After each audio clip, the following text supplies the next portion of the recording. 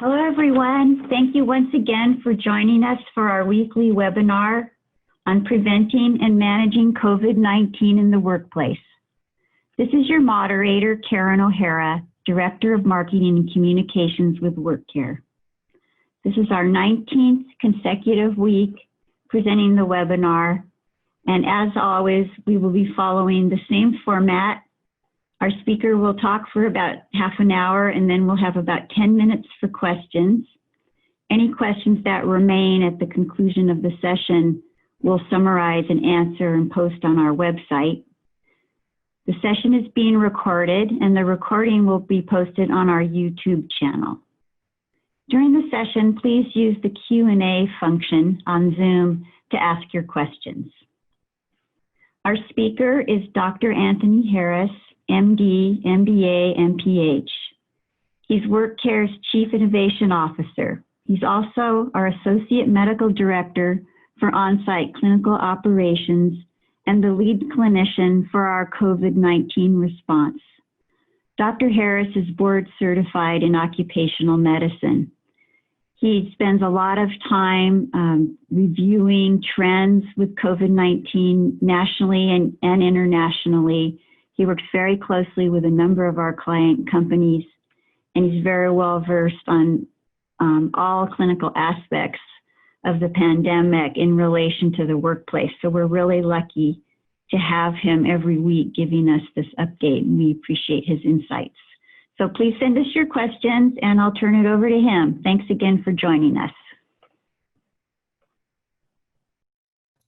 Excellent. Thank you, Karen. And thank you all for joining us again here for another installment of our webinar. And what we'll do today is spend time talking about really prevention around risk stratification for your worker population. And we're going to spend a lot of time, and it's really heavy today, on epidemiology because when we talk about risks, obviously, what we're seeing in the workplace is those employers that have processes in place to prevent workplace transmission is still seeing increased cases that are being prevented from being transmitted at work, but nonetheless, individuals are contracting COVID-19 from the community.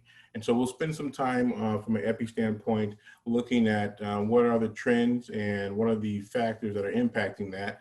And how we're doing overall. And I won't have much time, unfortunately. I know in the announcement here, there we mentioned on the topic, spending time talking about things you may be able to do to help with your loved ones at home, your kids, and caring for them through this pandemic. We'll touch on that in a future presentation. Won't have much time to touch on it today, unfortunately. But with that being said, let's go ahead and jump in. The format, we'll always keep it the same here for clarity. Clinical update first, followed by pathology, microbiology. We'll do epidemiology thereafter. Again, spending a lot of time across these topics with epi. And then preventative, talking about prevention, and then some strategies that we want to reiterate. And if you're joining us again week to week, hopefully you've grown very accustomed to this format. So when we talk about the clinical presentation, we want to talk about it in the context of what we're seeing amongst different demographics in regards to how they're presenting, right? We've talked about this briefly in previous weeks here, but we want to update and see, are we examining presentations in different demographics that we need to be ahead of in terms of trends and our preventative efforts? And so if we zoom into one of the states that's having a pretty rough time right now with increased cases, Arizona, we can look at several demographic features of the individuals who are becoming positive for COVID-19. And so the first demographic we'll look at is age. Are we seeing an increase in cases amongst a younger population? And the answer in this case with Arizona is yes. So this data is the most up-to-date data as of today. In terms of cases based on age groups. And we're seeing this in the 24 to 44-year-olds making an overwhelmingly large makeup of those individuals positive for COVID-19. Total number of cases in Arizona, 150,000, almost 151,000, right? And so if we look at then the racial makeup, we're seeing a disproportionate number in the Hispanic or Latino population. Okay, and we're not seeing it in numbers in the Black and non-Hispanic population, but it's a little concerning that about 50% in this particular examination from Arizona have no race associated with it. So one can only imagine where those demographics belong. This makes up about 75,000 cases in this group here. So we'll pay attention to this and see if we can get additional data to understand the makeup of those 50%. But if we look at chronic conditions, those individuals with underlying medical chronic conditions, we know and we've talked about the impact or risks of individuals who have chronic conditions and contract COVID-19 to requiring hospitalizations and to being at increased risk of mortality, right? And so if we look at then in Arizona, those individuals with confirmed COVID-19 cases, and of those who have chronic medical conditions, 17% is the answer. Okay, if we look at then next, going to a different study, looking at CDC published data from COVID-19, and we're looking at in particular those individuals in different races across, and this is the latest data as of July 13th, and we're looking at specifically those cases and deaths by ethnicity. All right, and this zooms in not to Arizona. Again, this is a different study looking at Chicago, Illinois, and the makeup here, if we see the 24 and 38% are of the Latin. In this case, they considered Latinx, Latin and Hispanic, and Black. Make up an overwhelmingly disproportionate number of cases in deaths. Both in Chicago, okay? And so let's look at this staying in Chicago. We'll look at it then from the demographic of age. And if we look at those 18 to 29 and those 40 to 49 and 30 to 39, so roughly age 50 and under, which are shaded in the turquoise and blue colors, we are seeing that more than 50% of the cases are under age 50. Okay, and so if we look at the deaths, again, those are disproportionately in the elderly, 70 plus in Chicago. So we want to pay attention to these trends because this is how individuals are presenting. These are the demographics of individuals who are presenting with clinical disease. If we look at yet another study, this one is hospitalization rates characterized and the characteristics of individuals hospitalized between the time of March 1st through March 30th, right? Roughly March 30th. We can see that this historic trend there was 50 and under did not make up a majority percentage of the population. And this is across 14 states in the US. This data came across from that. And so this was the historic number. If we try to look at some updated numbers here, slightly updated from what that study referred to. And this data was recently published on the CDC website as well.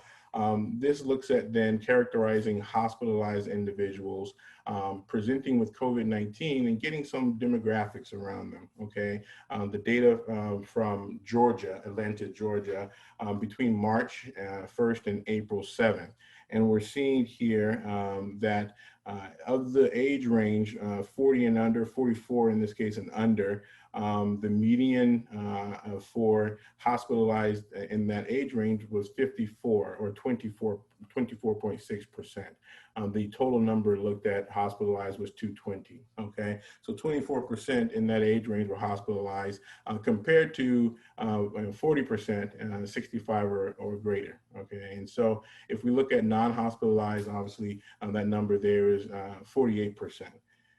If we look at then other metrics or other characteristics of those individuals, non-hospitalized and hospitalized, let's focus on the hospitalized individuals primarily. We want to look at that number and that metric of comorbidities again. Are we seeing an increased number of people hospitalized with comorbidities? And if we look at which specific comorbidities in this study that were observed, overwhelmingly it was the top three comorbidities we typically think of: obesity at 55.9%, high blood pressure, hypertension at 64.6%, and diabetes, all right, at 36.8%. All right. And when we talk about then another characteristic of those individuals who don't have any underlying condition and the risk of hospitalization, it's relatively low, right? In comparison, only 20% of individuals with no comorbidities were hospitalized. Or to put it another way, of those individuals hospitalized, only 20% of them did not have any previous underlying medical condition. All right. And so we'll continue to watch that trend as it changes ever so slightly over time, but certainly we are seeing younger populations being affected by COVID-19 and perhaps becoming symptomatic as a result. If we look at then what clinical presentations are we seeing now, reflecting back on previous weeks, we've looked at the top trends, and we're still seeing the same or very similar top trends in regards to specific symptoms. So in this study, looked at again metropolitan Georgia, March through April.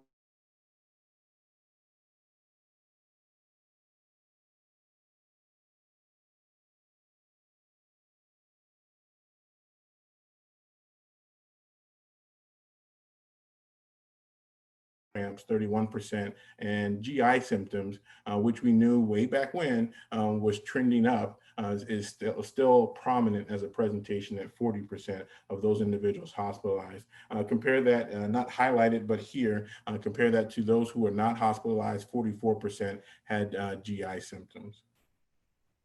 This is a different study, again, looking at, published by CDC, looking at non-hospitalized and hospitalized groups again, but breaking it down by age as well. Those who are non-hospitalized less than 18 years of age, and those who are hospitalized greater than 18 years of age. And those also in the middle, or in the second to last column there, those who are non-hospitalized older than 18 or 18 of age. And so just to highlight, okay, what are we seeing in terms of the greatest trends? By far and away, the classic presentations still are cough, having a fever, myalgia, the muscle aches, and chills, okay? If we look at some kind of outliers, if you would, we can look at shortness of breath. It's far more prominent in those individuals who are hospitalized versus those individuals who are not hospitalized, presenting with shortness of breath. And then those with sore throat, we're seeing, even though the sample size was relatively small at 9 here, those who were non-hospitalized had more of a prominence, 18 years or younger, of a sore throat. And so again, we want to stay abreast of how people are presenting so that we can, again, understand more accurately the risks to our worker population, to their family members, etc. So now let's look at some updates here from a pathological standpoint. CDC has come out with some new recommendations, okay? These recommendations specifically are if you have been suspected of, or you think you know you have COVID-19 and symptoms, right? When can you re-enter the workforce, re-enter social settings in any shape or form, and stop these self-isolation? And the number is 10 days now, okay? 10 days since when? 10 days since onset of symptoms appeared. Okay, so that's the first criteria. Not the only criteria, but the first criteria. The second criteria is 24 hours after cessation of your fever without using any fever-reducing medication like acetaminophen or Tylenol. All right, and then final criteria, symptoms have to have improved. as well. And so if we reflect back to what these recommendations were previously, the number was originally 14 days, then it went down to 7 days in terms of symptom onset, and now it's at 10 days. And we'll explain why these recommendations have been updated a little bit in a second. And then if we look at the 24 hours change, it used to be 72 hours, right? 72 hours after your fever went away, you were able to come back into the workplace. And certainly the symptom improvement has been consistent. That has not changed. And so we want to examine also, if you are asymptomatic, what do you do? When can you come back to the social setting or the workplace? It's 10 days since you've tested positive for COVID-19. Now, realize that once you test positive for COVID-19, you likely were infected at least 4 days prior to that, right? Because we know it takes about 4 days, median 4 to 5 days for a COVID-19 test to become positive after you've had COVID-19 transmitted to an individual. Okay, and so let's dive a little deeper into that and recall this phase that we presented before of the buildup of the virus in our system, right? Highlighting the triangular trend there for the viral response. That essentially is just depicting here for us that once you're infected, the viral response to the host is the prominent feature. Why? Because the virus is building up, it's replicating, okay? And that replication builds up, and then if you're immune, once your immune system kicks in, starts to decrease over time. All right. And so if we look at studies that have examined this, if we look at findings that are published and some findings that are unpublished as per this CDC reference here, we can see that there are several reasons for these updated criteria. So concentrations of COVID-2, right, SARS-CoV-2 in the upper respiratory system basically decline at that 10-day mark, okay? And that 10-day mark, again, is after onset of symptoms. And there are studies to show that. And we also look at then those individuals who still have virus present on a test may present with a positive COVID test, but after 10 days, that virus that's recovered from the nasal pharynx, or the back of the throat, if you would, does not maintain its ability to replicate any further. So it can't infect anyone else because that virus basically is non-viable. And again, that non-viable cutoff is 10 days after onset of symptoms. All right, and to highlight even further the decreased risk, there was a study that Ching did this year that looked at hospital workers hospital workers contacts and household members, and there not being any evidence of transmission of COVID-19, even though they were caring for positive individuals, if that encounter happened 6 days after the presentation of the person's illness. Meaning that if you are around someone who has COVID-19 and it's been 6 days or longer, even if they're in your household or you're a healthcare worker, if it's been 6 days or longer, the likelihood of you transmitting or them transmitting COVID-19 to you is low, right? And so again, the recommendation is now 10 days after onset of symptoms. There's evidence to back up that transmission after that is relatively low. But still, nonetheless, we're going to talk about precautions that still need to be in place, right? Doesn't mean we can lighten up on the precautionary interventions here. So now let's jump to the numbers. The numbers this week, we're looking back. We always look back 2 weeks prior just to see trends, right? That's what's important. We want to see trends. So on the 8th, we were at 2.9 million cases in the US. The 15th, we jumped 400,000 cases up to 3.3 million cases. And now today, we've jumped up 500,000 almost cases to 3.8 million. So we're still seeing deepening of, these number of cases cases and amongst the many states. If we look then to the deaths by jurisdiction, we looked at this map here for the first time last week. The updated map here today shows a change, and we'll go back and forth here, primarily in Florida, and when we're seeing that darkening to more than 5,000 cases here in terms of deaths. So if we look at the trends here of overall cases in the US, we're trending here from 2 weeks ago to last week, now to data that's lagging data from this week. We're still seeing increasing trends for COVID-19 in the US. Let's zoom out, look internationally, look back then to the 8th to see how we were trending up, right? This is the number of confirmed cases in the US. We saw the trend steadily rising. We continued that trend last week, and certainly this week, we're still seeing that trend rise with perhaps a little flattening occurring, but again, we'll only know that in context when we compare this to next week. If we now look at the deaths in the US, 2 weeks ago, we saw this bump, a sharp rise in the number of deaths from COVID-19, and then a decline again. Last week, we saw the decline evaporate, and now we were back on the rise here in terms of the number of deaths. And this week is the same. We're still seeing a trending up of the number of deaths. So again, to distill the rumor or myth that the death toll is not tracking along with the incidence of COVID-19 in the US, it certainly is, okay? And so we can see that as we map this out and track along here. So we have a really good kind of picture now of trends from the presentation from an epidemiology standpoint, clinically, trends of the pathology of what we're understanding in regards to how COVID is affecting individuals and who it's affecting more fully.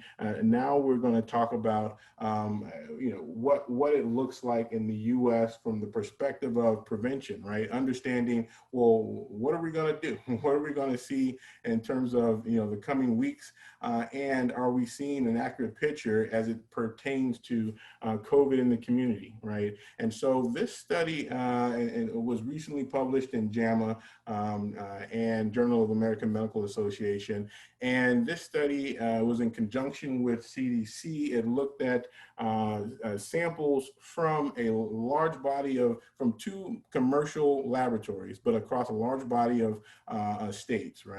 So it looked at Louisiana, looked in Minneapolis, Minnesota, Missouri, New York.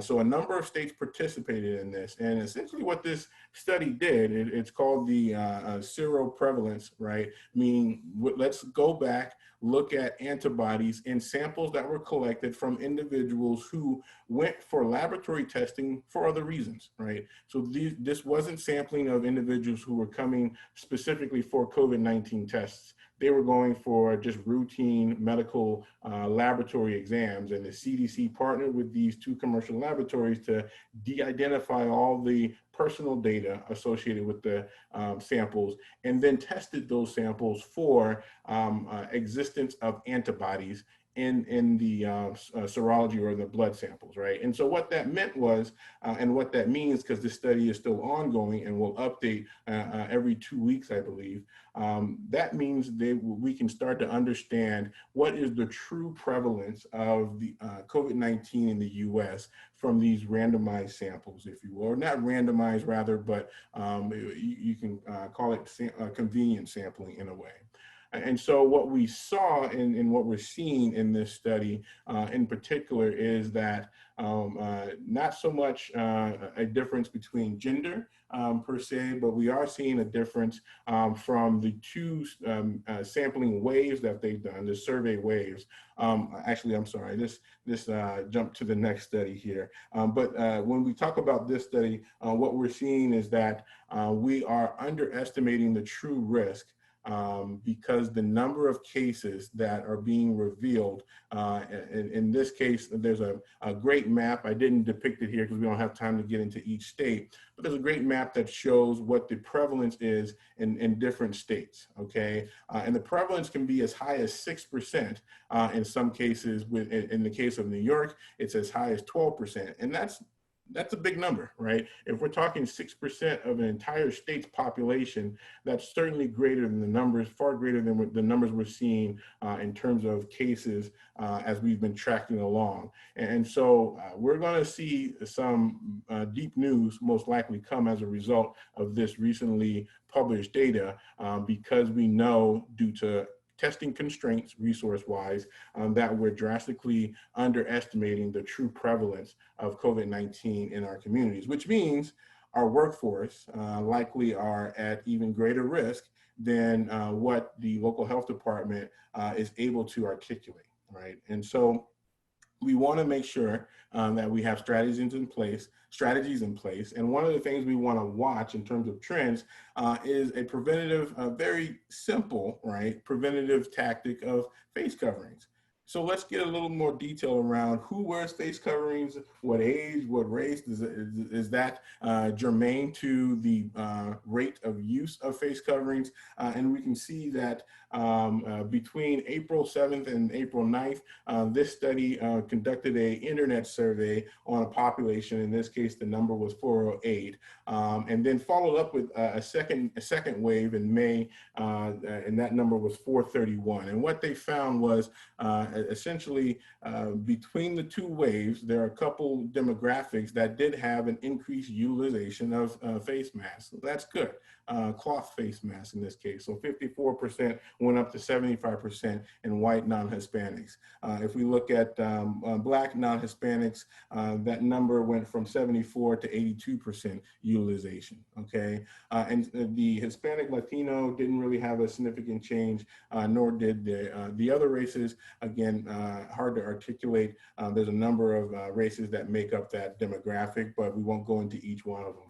But again, when we look at this study, when we break it down from a region standpoint, we see some differences and increased in utilization across the board of cloth face masks, right? And so when we talk about strategies and understanding risk and strategies for uncovering true risk for infection in the workplace, we have to go back to what we talked about a couple weeks ago, getting outside the walls of the established business and asking more poignant questions as to understand an individual's risk in the work for transmission in general, as well as the risk of transmitting at work, right? So we have to understand the risk outside the job to understand the risk of transmission in the job. Right, and so we mentioned these things. Why? Because you have to have it in place, not just because I'm saying it, right, as a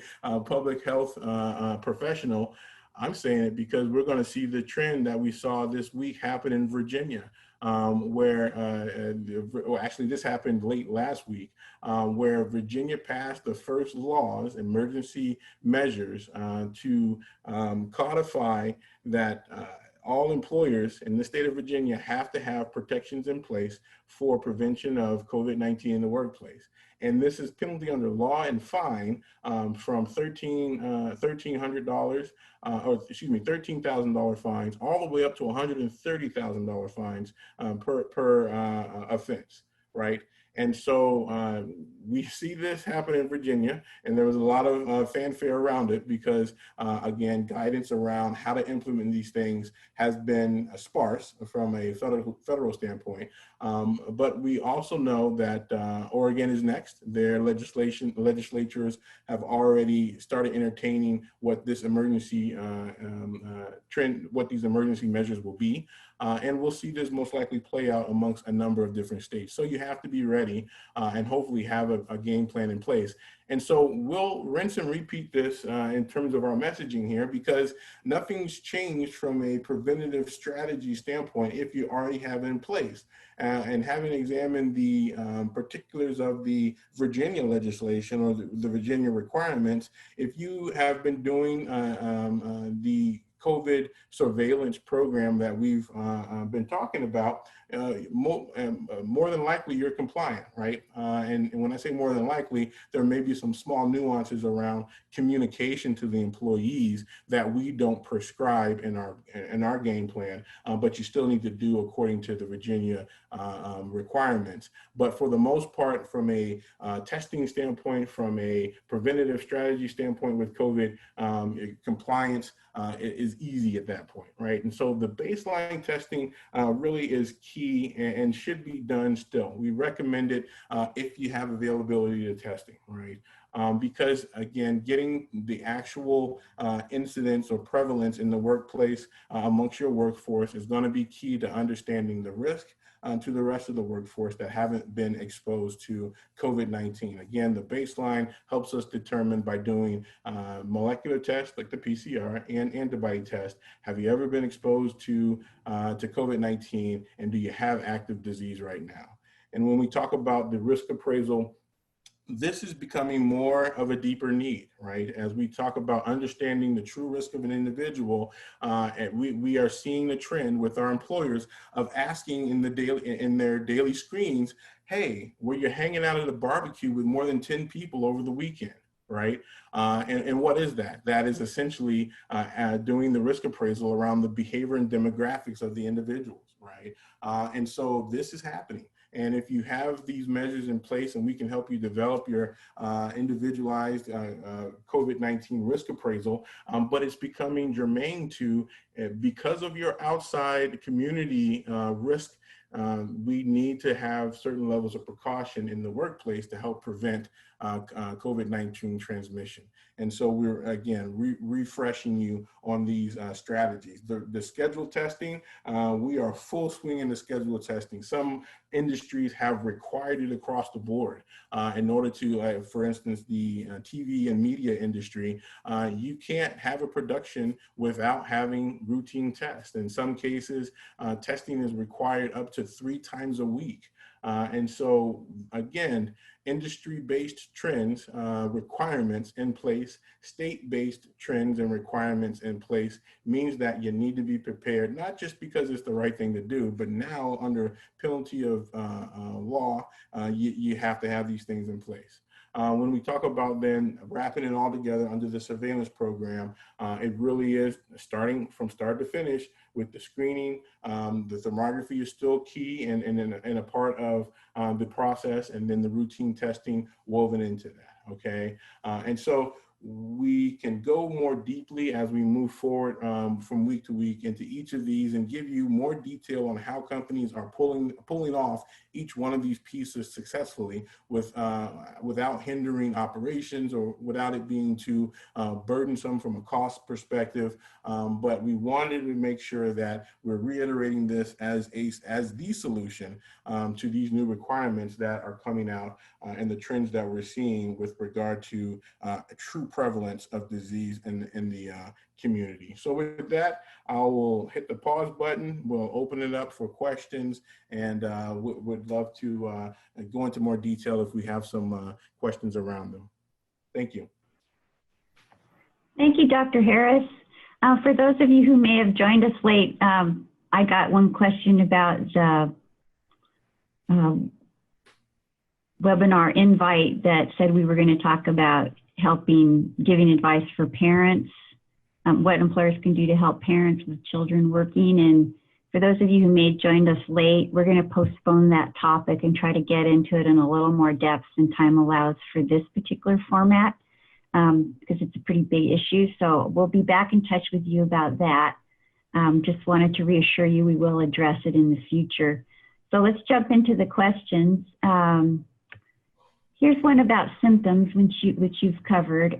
As the symptoms continue to change, it seems like there's no way to differentiate COVID from other typical viruses like colds and the flu. So do we treat any illness as potential COVID? Is this reasonable without quick tests? How can we manage this risk in workplaces? And I would just add that last week you answered a question we've had several times about have we seen a decrease in prevalence of cases of the flu One person asked today, what's the impact on flu and colds? Colds aren't reported to public health agencies, but I thought perhaps you could address what we might anticipate the impact could be with increased use of wearing masks and hand hygiene and so on in the coming flu and cold season. Perfect. Indeed. So, just to work my way backwards here on that question, yes, hopefully when we have face masks in place, facial coverings in place, we're going to see decreased transmission, not just of COVID-19, but of the common cold, as well as for the flu. Now, with that being said, we need to be prepared still for flu season and already have started plans and implementing flu vaccine protocols, right, across the board. And so when we talk about the strategy for differentiating COVID-19 from the flu, acutely, when we look at clinical presentation, very difficult to do, right? And obviously there's no kind of pathognomonic presentation, meaning there's no hallmark of COVID-19 that could not also be a presentation of the flu. Perhaps the only one that is not as common with the flu is the loss of sense of taste and smell. But as you saw in the presentation, that's not a very common presentation still at this point in time. So what do we do? The beneficial kind of silver lining, if you would, around what to do with differentiating between COVID-19 and the flu is that within the first acute phase of either, the worker is still not going to be at work, right? If you have an infectious disease like COVID or the flu, you're home, you're stuck home. Even if you have a cold, you're still stuck home. The key in terms of dealing with COVID-19 versus the flu is going to be the recovery phase and the return to work. Right, and so therein lies the differentiating factor for how do you deal with each one of them. If you have the flu, you may be out for a couple of days, 4 to 5 days, depending on the severity of it, and you're able to come back after your symptoms have stopped, and you're feeling better. And we've confirmed in that case that you don't have COVID-19. How do we confirm? Obviously, we have to do some testing. And so the testing piece of COVID-19, the testing piece of the flu is going to be essential as we embark on flu season here, so that we can either confirm that you have COVID-19 and you're in the pattern of being self-isolated for 10 days, or we confirm that you have the flu and you can come back to work sooner, perhaps, than you could with COVID-19. And so it really is the tail end of how we manage each one of those diagnoses versus differentiating up front which one it is.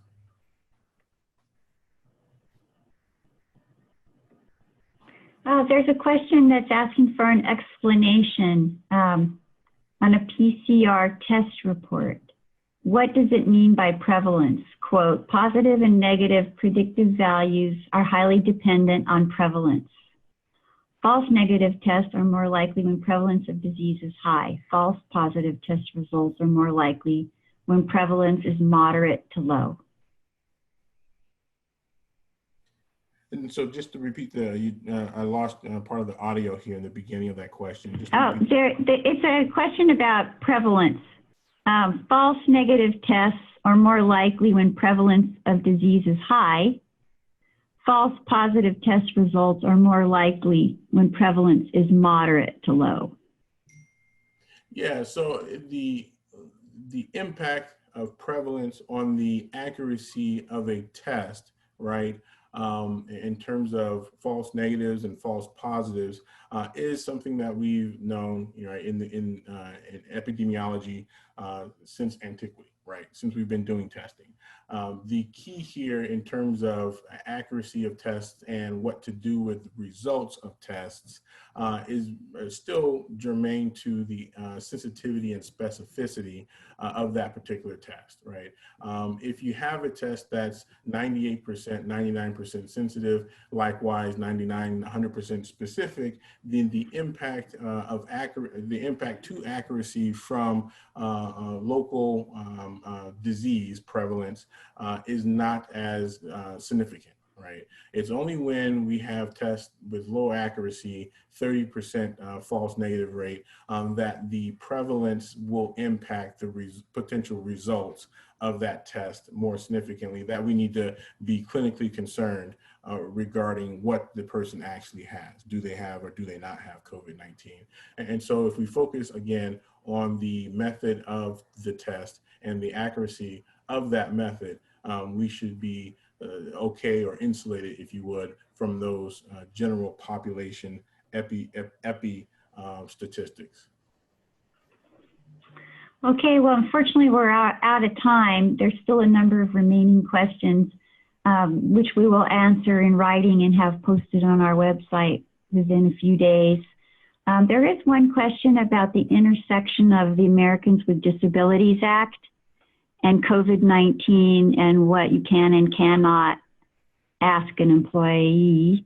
I just wanted to advise you that I've been working on a paper regarding HIPAA as well as the ADA and how it interfaces with what employers can do regarding prevention and management of COVID. And so we'll be publishing that paper shortly, and I'll bring it to your attention the next time we all meet. So again, I want to thank Dr. Harris for joining us and sharing his expertise, and wish you all a safe week. Make sure you wear your masks and wash your hands. Thanks again for joining us. Thanks, everyone. Stay safe, and we'll see you next week.